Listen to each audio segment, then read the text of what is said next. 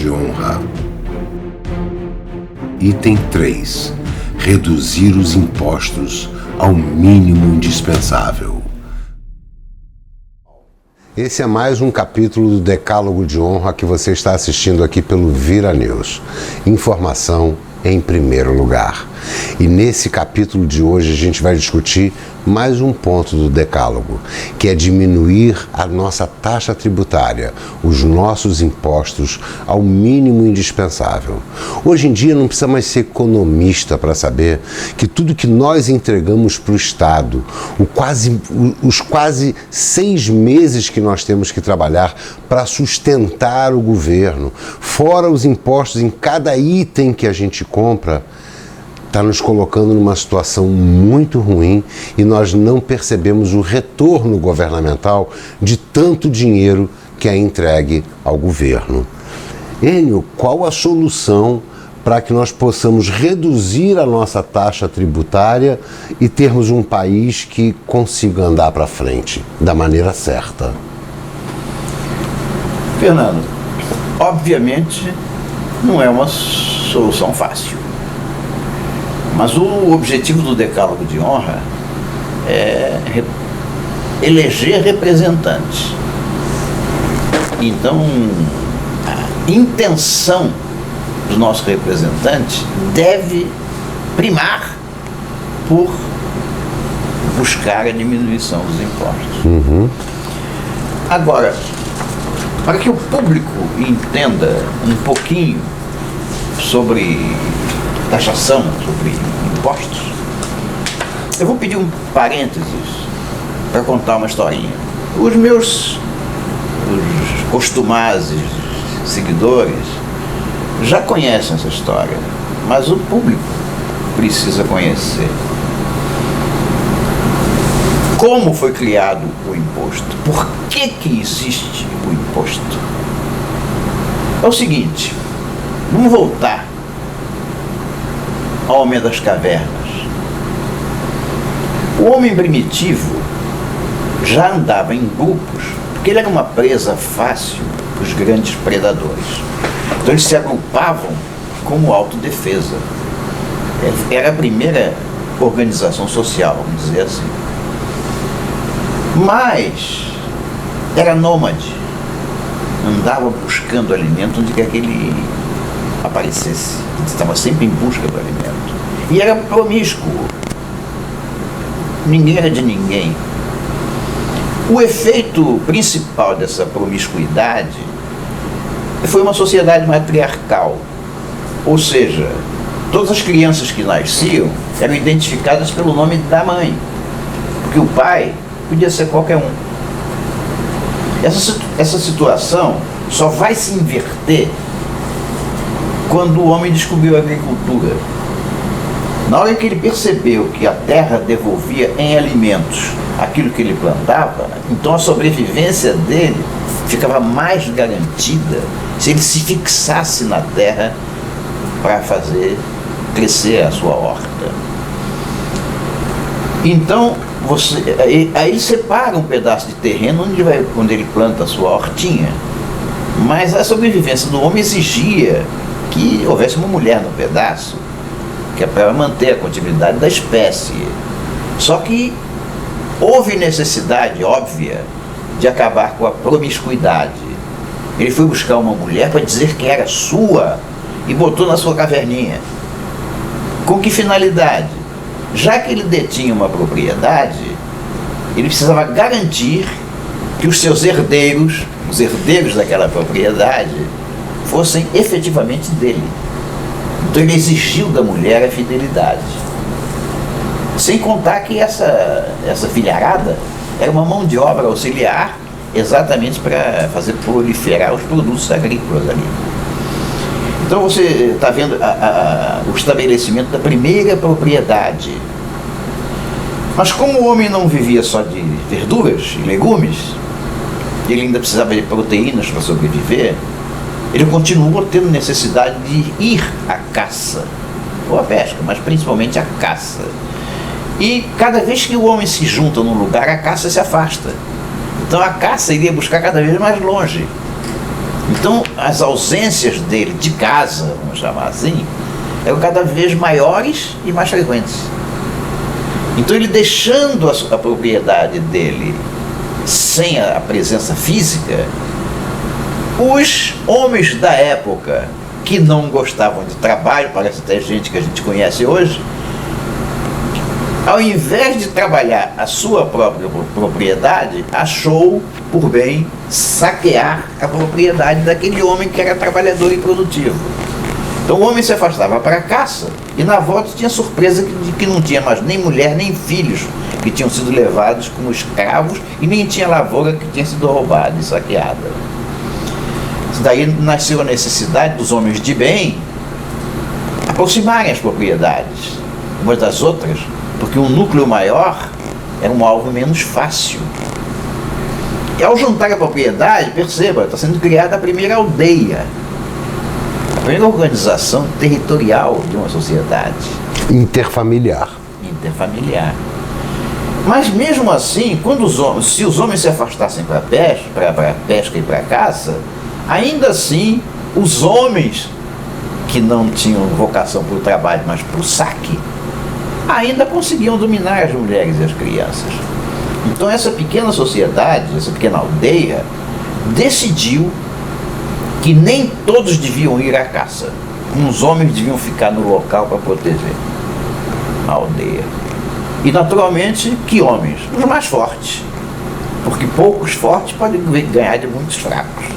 Mas acontece que esses homens mais fortes também eram astutos, eram homens saudáveis e que também tinham a própria vida e que não podiam prescindir da caça. Eles também precisavam de proteína para eles e para as famílias deles. E aí foi criado um impasse. Eu não vou ficar porque eu também preciso ir caçar. Então se reuniram num conselho. Então, peraí, cada um que for caçar vai dedicar um pedaço da caça para o pessoal que fica na segurança. Acho que isso dá certo. Aí está criado o primeiro imposto. Ou seja, parte do resultado do trabalho de quem produz, dedicado ao pagamento dos improdutivos que promovem a segurança. Está aí a razão de ser da criação do imposto. Mas seria fácil demais se fosse só isso. Acontece que havia litígios. Toda vez que se reúne dois homens, você sabe que você potencialmente tem um litígio. E havia litígios que deviam ser resolvidos. Como era uma coletividade, deixara de ser uma vivência isolada e passar a ser uma vivência social. Então, esses homens se reuniram e chegaram à conclusão que havia que estabelecer normas que fossem cumpridas por todos. E quem é que foi escolhido para isso? Os mais velhos, os mais sábios. Para a segurança foram os mais fortes, mas para fazer as normas foram os mais sábios, os mais velhos. Então foi criado o primeiro tribunal. Os primeiros legisladores. Os primeiros legisladores. Quer dizer, vamos estabelecer uma norma. Tá? Então, mas só que esses homens também precisavam de caça. Então decidiu-se que para os legisladores também tinha que ter um pedaço da caça. Então o imposto cresceu em função da necessidade da criação da norma. Mas mesmo havendo normas, mesmo assim havia litígios. Era preciso haver um julgamento. Um tribunal que julgasse quem tinha razão nos litígios. E para isso também uma parte da caça foi dedicada aos homens, aos juízes mais sábios. Então está aí o tripé da formação do Estado.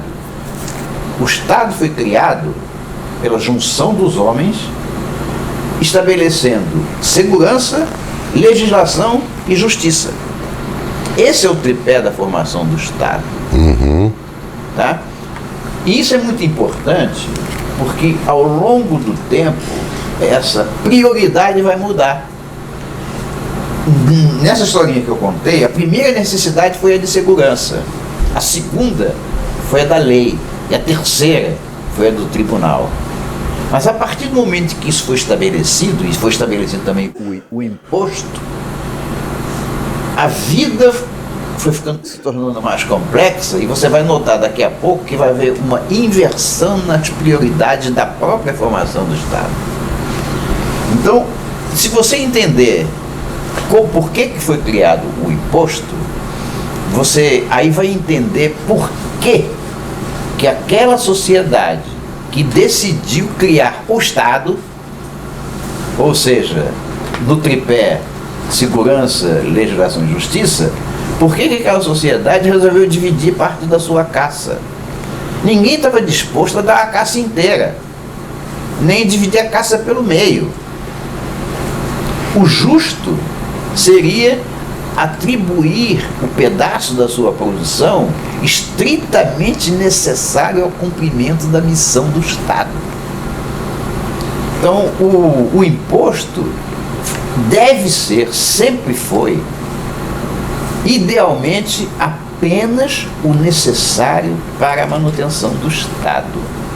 Ao longo dos anos é que essas atividades complementares do Estado foram aumentando, criando a necessidade de aumentar os impostos. Isso não parou mais nunca, a ponto do Estado ser o gigante na nossa sociedade moderna. Então, pelo que eu estou entendendo, a nossa carga tributária deveria ser reduzida e muito para fazer a manutenção, então, do guardião da lei, do guardião da segurança e dessa base do tripé. É isso, do tripé social? É isso, rigorosamente isso. E nada além disso? Não. A sociedade ficou muito complexa. Hoje não é mais possível você atribuir à própria sociedade algumas coisas que são, por exemplo, lançar um satélite artificial. Então, a acumulação de dinheiro tem que ser muito grande e tem que ter um planejamento no qual o governo se insere. Então, o mundo ficou muito complexo, mas a gente não pode perder de vista a razão de ser para a qual o Estado foi criado. Porque se ele perde o foco da sua razão de ser, a história está completamente invertida e furada. Você pode contratar uma cozinheira para a sua casa. Tua casa, todo mundo está passando fome, porque tua mulher não sabe cozinhar, não tem jeito. Então você contrata uma cozinheira para cozinhar. Você tem 5 filhos, sua mulher e tal. Aí ela chega e se apresenta, eu sou a nova cozinheira. Ah, ótimo, prazer em conhecê-la e tal. E ela fica ali. Ela adora as crianças, adora o cachorro, o papagaio, te trata bem, arruma a cama que é uma beleza. O banheiro está limpo, como nunca esteve antes. Só com um detalhe, ela cozinha mal. O que você acha que você vai fazer com essa empregada? Ela vai ser demitida, porque ela está falhando na razão de ser da sua entrada em cena. Por mais que ela seja boazinha no resto. Com o Estado é a mesma coisa. Quer dizer, o Estado pode ser ótimo para proporcionar saúde, educação, petróleo, banco, pode ser espetacular nisso tudo. Mas se ele falhar em cozinhar, ele tem que ser demitido. E ele cozinha fazendo segurança, legislação e justiça. E é onde nós estamos falhando. O Estado não está proporcionando essas coisas. O projeto que nós estamos trabalhando, o Decálogo de Honra, ele procura fazer as pessoas entenderem por que eleger gente do bem. Gente não só do bem, mas consciente daquilo que vai fazer. Porque aí há uma inversão. O Estado foi criado primeiro por segurança, como nós vimos, depois por legislação e depois por justiça. Mas agora, com a democracia representativa, tudo começa pela lei. Ou seja, o executivo existe para cumprir as leis.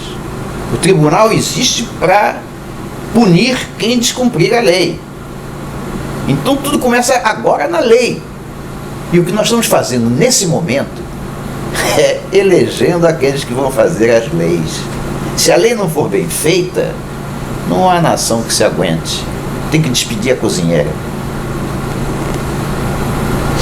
E o Estado, no caso de despedir a cozinheira, eu acho que o Estado tem que despedir muita gente, porque a gente vive num círculo vicioso. É muito imposto que a gente paga para sustentar muita gente que, na verdade, não serve para nada, serve tão somente para que a máquina continue funcionando e continue tirando da gente os nossos recursos de trabalho, os nossos recursos de empenho, os nossos recursos de vida. A própria prática demonstra isso. Por exemplo, a moralização recente que se pretendeu fazer no uso do Estado limita o gasto do Estado em pagamento de pessoal. Isso é necessário, mas é ridículo. É muito inchaço na máquina. É ridículo, porque se você precisa fazer com que o Estado se contenha nos gastos, em pagar o seu pessoal, significa que o Estado está descumprindo totalmente a função para a qual ele foi criado. Ele foi criado para fazer só um trabalho. Ele está fazendo muito mais do que aquele trabalho.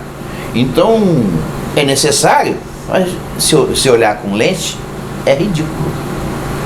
Há que diminuir de forma radical os impostos, porque é o imposto que sustenta o Estado. E a população precisa entender, isso é muito importante, é muito, muito, muito importante, que todo mundo reivindica direitos, bondades. Cada vez que o Estado faz uma bondade, ou para todos ou para poucos, ele cria uma máquina para administrar essa bondade. É preciso que o povo tenha consciência de que o que nós estamos querendo, na verdade, não é a bondade do Estado. O que a gente está querendo fazer é diminuir a máquina do Estado. A diminuição do imposto é praticamente uma consequência, ela não é a causa da diminuição do Estado. Não adianta eu diminuir os impostos e manter a máquina. Eu tenho que primeiro enxugar a máquina para poder diminuir o imposto. Mas o meu objetivo é fazer com que o imposto seja somente aquele suficiente para que o Estado cumpra o dever para o qual nós, sociedade, o contratamos. Então, no caso dos nossos candidatos que vão se apresentar agora para o pleito de 2018, eles têm que ter um compromisso de redução de impostos, de redução dessa máquina, e isso tem que ser um compromisso sério, porque o país está quebrado exatamente por conta desse círculo vicioso. De que maneira, efetivamente, isso pode ser feito? A forma, claro, vai depender da conjuntura e de cada problema que vai ser examinado, né? Mas há algumas coisas que a gente pode dizer tranquilamente. Não só o Estado é gastador, como ele distribui dinheiro que não é dele. Ele distribui o dinheiro que sai do nosso bolso. Ele arranca de nós o imposto e acha a seu bel prazer como deve distribuí-lo. Qualquer subsídio, seja dado para a agricultura, para a aviação ou para a exportação de milho, qualquer subsídio que se dê, é preciso que a nação compreenda que o subsídio é uma diminuição dos impostos de uns, mas que vão pesar no bolso de todos. Porque ao dar o subsídio, o governo está diminuindo a arrecadação. Diminuindo a arrecadação, se ele tem uma máquina que consome diariamente tudo que consome, ele vai ter que aumentar em algum lugar o imposto para compensar o que ele perdeu no subsídio. Então, bom, eu posso falar dos velhos porque eu sou velho, posso falar tranquilamente. Está errado dizer que o velho não tem que pagar ingresso no ônibus, transporte. Está errado. Porque cada vez que se dá para um velho ou para um estudante da escola pública gratuidade no ônibus, você está colocando praticamente a obrigatoriedade do empresário de ônibus aumentar o preço para embutir aquilo. Alguém tem que pagar. E quem é que tem que pagar? É o próprio povo que está sendo beneficiado. Uma minoria beneficiada e o povo todo que paga, mas aquele que foi beneficiado também está pagando. Ou seja, é dar com uma mão e tirar com a outra. O exemplo mais flagrante disso é o Bolsa Família. No Bolsa Família, o governo resolveu, por enquanto eu não quero entrar no mérito, mas resolveu dar gratuidade para alimentação, uma determinada quantidade de dinheiro para quem tivesse carente. Mas o governo não tem de onde tirar esse dinheiro. O governo não produz nada. O dinheiro vem da produção. Quem produz é a nação.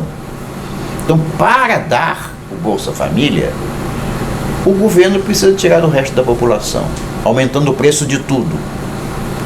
O próprio beneficiário do Bolsa Família nem desconfia que quando ele pega o cartãozinho dele e vai no armazém comprar arroz, o imposto do arroz foi aumentado porque ele tem o cartão. Quer dizer, é muito interessante. Mais uma vez o círculo vicioso. É o círculo vicioso. Então vamos lá, Bolsa Família, eu tenho certeza que alguma coisa o Estado tem que fazer pelas pessoas que estão nesse momento vivendo de maneira muito ruim. Tem pessoas abaixo da linha da pobreza e assim vai, é uma calamidade social que a gente vive. E eu sei que o senhor não deve ser contra o Bolsa Família, mas sim contra a forma que está sendo gerado esse benefício para uns, gerando malefício para muitos. Obrigado pela intervenção, porque talvez eu tenha deixado a impressão, por exemplo, então você pretende acabar com o Bolsa Família? Definitivamente não. Ele é necessário. Tem muitas pessoas que vivem disso e não podem sobreviver sem isso. Mas esse é o problema. Tem muitas pessoas que vivem disso. Isso não é também a compra da dignidade do cidadão, porque ele está recebendo um benefício sem nenhuma contrapartida, ele não precisa fazer absolutamente nada, ele só recebe o benefício. E a gente tem visto no Brasil diversas famílias, diversas pessoas que largam a vida produtiva para viver de assistencialismo. Eu sei que existe esse caso, mas ele é minoritário. A maioria que vive do Bolsa Família, fora as fraudes que tem gente que recebendo Bolsa Família que não podia, e tem muito Bolsa Família falha que está indo para o bolso dos governos corruptos, né? Mas a maioria dos beneficiários do Bolsa Família precisa disso. Por quê? Porque não tem emprego no Brasil. Você está novamente entrando num círculo vicioso. Eu não acabaria com o Bolsa Família, nem exijo isso dos meus candidatos. Eu exijo que ele defenda o Bolsa Família, mas que encontre formas legais, na lei que ele vai fazer, para a porta de saída do Bolsa Família. Porque se eu imaginar que uma família tem um homem, uma mulher e 5 filhos, que são beneficiários do Bolsa Família. Se eu imaginar que na próxima geração, em vez de ter um beneficiário, eu vou ter 7, quer dizer, se cada um deles também precisar do Bolsa Família para sobreviver, eu estou multiplicando o número não só de miseráveis, como de dependentes do Estado. Então, eu preciso quebrar esse círculo vicioso. Como quebrar? Eu preciso aumentar a oferta de empregos, que é outra coisa que depende da diminuição dos impostos, como nós já vimos. Você não pode aumentar emprego se não diminuir imposto. Então, eu preciso aumentar a oferta de empregos para que aquele beneficiário saia do sistema para viver por conta própria. Deixe de ser um escravo do assistencialismo. Isso. E aos filhos dele, eu tenho que entregar uma capacitação, educação, saúde. Eu tenho que entregar para eles uma capacitação capaz de fazer com que eles não sejam os futuros beneficiários. Então eu sou a favor do Bolsa Família por causa da situação vigente, mas sou absolutamente contra o aumento ilimitado dos beneficiários. O que significa? Os nossos espectadores, os nossos internautas, o povo brasileiro tem que começar a escolher o seu candidato com essa premissa. Pessoas que apoiem de maneira firme a redução de impostos, porque se não reduzir impostos o Brasil não anda e nós continuaríamos no círculo vicioso. É isso, tem que saber escolher o candidato e esse candidato ter o compromisso da redução de impostos. Sim, porque sem a diminuição de impostos você não gera empregos. Sem o emprego você aprisiona o beneficiário do Estado. Então, para quebrar esse círculo, eu não tenho que me dirigir ao público em geral, a não ser como eleitor. Porque o que a gente quer mesmo é que as leis, que hoje são onde começa tudo, que as leis sejam feitas para a diminuição dos impostos. E aí, como diminuir os impostos? É aquilo que a gente falou, enxugando a máquina estatal, facilitando a iniciativa privada nas suas iniciativas e, portanto, aumentando a produtividade, diminuindo os preços, segurando a inflação. Tudo isso são fatores concomitantes que desaguam na diminuição dos impostos. É preciso que o nosso representante no Congresso tenha em mente que o objetivo é tornar o imposto apenas aquele necessário à manutenção das atividades para a qual nós criamos o Estado. Muito interessante. Vocês que estão nos assistindo entenderam? Só com a redução dos impostos nós teremos o crescimento econômico, porque diminuindo o imposto aumenta a possibilidade de novas empresas, de novas indústrias e do crescimento do país. E com o crescimento do país, a geração de emprego. Com a geração de emprego, a diminuição da miséria. Com a diminuição da miséria, a diminuição do assistencialismo. É isso. Perfeito. É isso, entenderam qual é a importância de escolher um candidato comprometido com o Brasil, comprometido com causas sérias para melhorar a vida de cada um de nós? Olha, Enio, eu estou aprendendo muito, está sendo um prazer enorme estar aqui com você fazendo esse decálogo. Está sendo um prazer para mim. E se estiver sendo um prazer para você, se você também estiver aprendendo muito e esse nosso trabalho estiver lhe ajudando a pensar no seu futuro, no futuro da sua família e do nosso país, fica ligado aqui no Vira News. Vem muito mais ainda por aí.